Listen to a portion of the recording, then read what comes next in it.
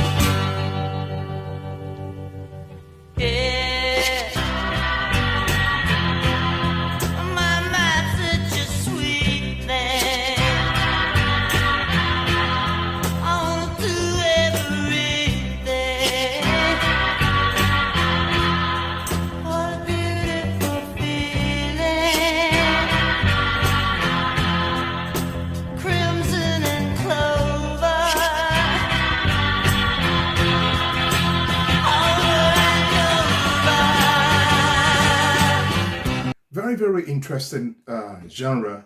It sounds like psychedelia to me, you know. I probably call it maybe psychedelic. Should I call it? It's not quite rocky, so maybe pop or folk, you know. So psychedelic pop rock. No, sorry, psychedelic pop or folk. Yeah, that kind of thing, you know.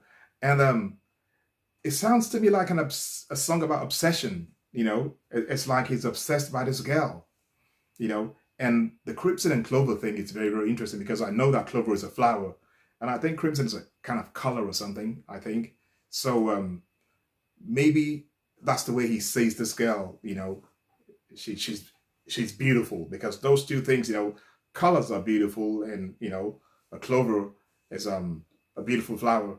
That can also like bring you luck as well. So maybe it's all that put together. But very, very interesting, you know. The voice is unusual as well. I think it's got some effect on the voice. Or maybe it's just supposed to sound like that way because of the psychedelic, you know, like, what should I, trait of the song or something. You know, very peculiar song, very peculiar.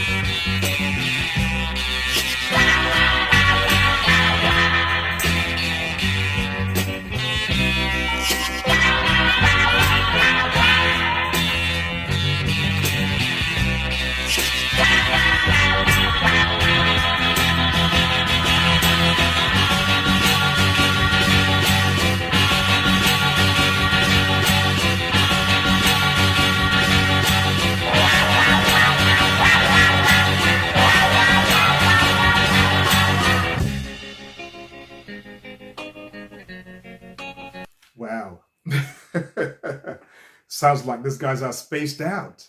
You know, it's a very, very like experimental song as well, you know. And I love the way they like, I think in this song they've been to about 3 different places now, you know. There was also a part where the guitars were like very rhythmic, you know. And then this last minute or two has been very, very psychedelic, this guitar, you know. And then it also sounds like it's like a song about a trip or about tripping, almost as if, you know, they were like on acid or something, you know. I guess that's the psychedelic thing as well, you know. And then it goes back into this love song, you know, singing about an obsession for a girl and his feelings for her. Amazing. Those guys must be some very, very like experimental guys.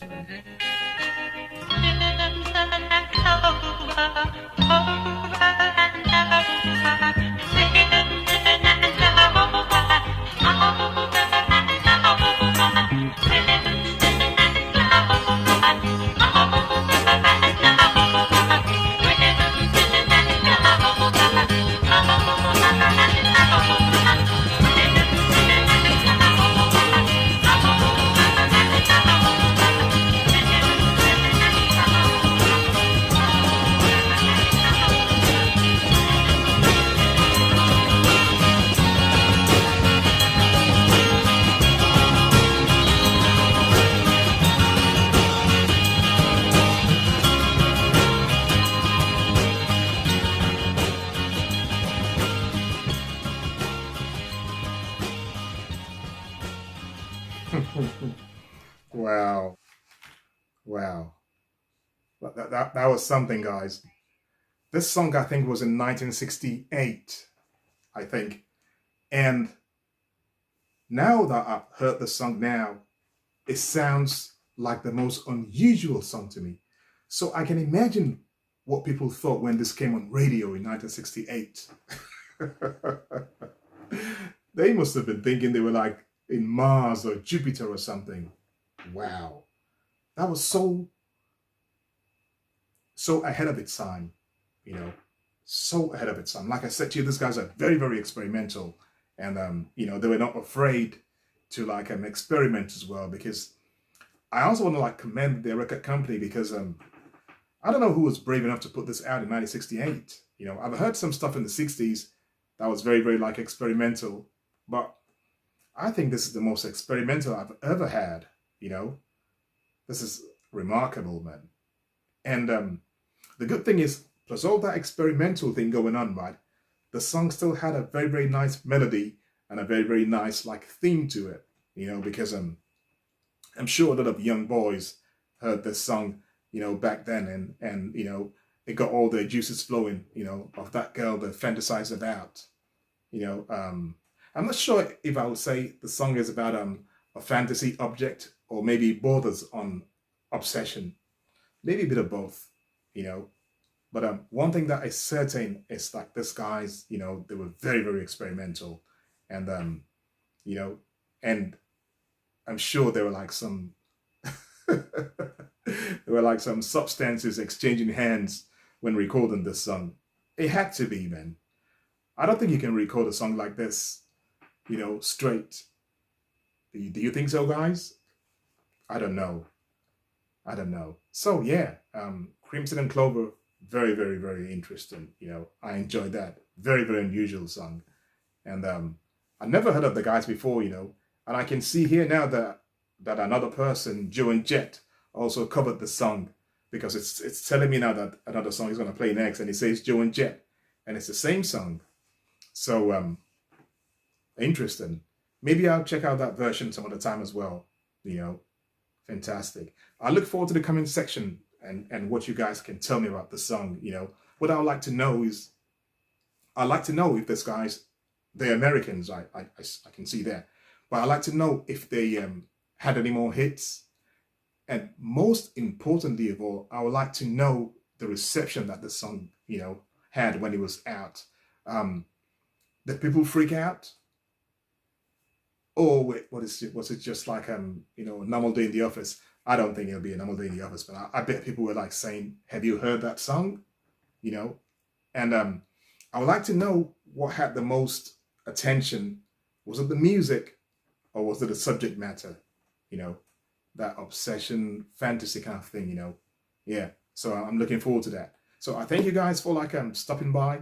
I hope you enjoyed this video. If you do, or if you did, could you please give it a like for me so that YouTube can share the video with more people? I appreciate that. And also, if you haven't subscribed yet, please give that serious consideration. My name is Harry. Stay cool, stay safe, and I shall see you at the next stop.